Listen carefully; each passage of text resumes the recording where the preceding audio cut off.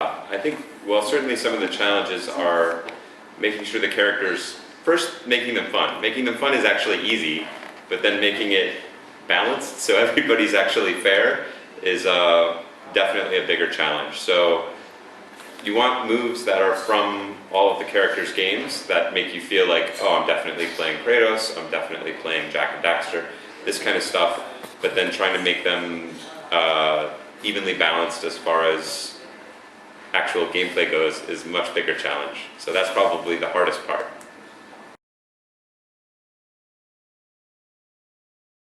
So there are areas of definite similarity and areas of big difference. So this game is definitely similar to Smash Brothers in the sense that it's platforming and brawling, sort of all over the big screen kind of action.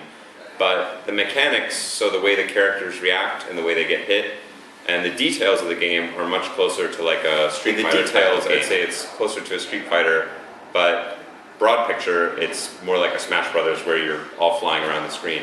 So I think if you have any experience with those games, like it's a good place to jump in. But then the other nice thing is that the commands are so simple that anybody that doesn't really play fighting games, you can do every super move in the game. You can do, I think even the combos, I think people that don't play fighting games will be able to do. Well, you never really know if you have them all balanced until it's released and you see everybody play. But the way to try and get the characters balanced is mostly just by playing a lot. So you do a lot of experimentation. So there's a lot of people with a lot of experience on the team. So you know some of the things to look out for and some of the areas to worry about and to try and work against in advance. But then also we have a large amount of data from the game. So basically we track every single thing that happens in all the matches that we play, all the matches from the beta. We record crazy amounts of information from all that, like the position of each character on the screen, how much, when they're using super moves, which super moves they're using, which other moves they're using, how often, how much AP meter this is building for each of them. So we sort of see which moves are being used a lot, and then we look at that. Is that a good thing? Is that by design? Is this a surprise? And then we can use both that data and our own experience and sort of our gut to know what the right thing to do is. That's an interesting question. Who's the target for this game? I think, so it's interesting because there are people on the team who have young children at home and they let those guys play, they let their kids play at home, and their kids pick it up quite quickly and have a good time and are laughing and they want to play it all the time. But to me, the target is really anybody who's a fan of PlayStation because there's so many great characters and stages that are all represented in there. But then I think also the core fighting game audience, I think there's a lot for them in there as well. So I think it's the kind of game that even a child can get into and have a fun time playing because the moves are so easy to do.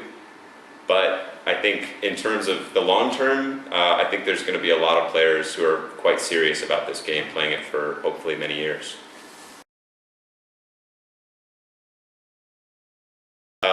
The team just finished working up on the game, so they're going to begin working on DLC now. Some of that's in progress. So primarily we want to do characters. Fighting game, you always want more characters. But in this game, stages aren't just a background, they're also sort of part of the fight because the stage is so important to how you fight. We're also going to be doing some DLC stages as well. And so hopefully between those two things, it'll keep the game really fresh and interesting for a long time.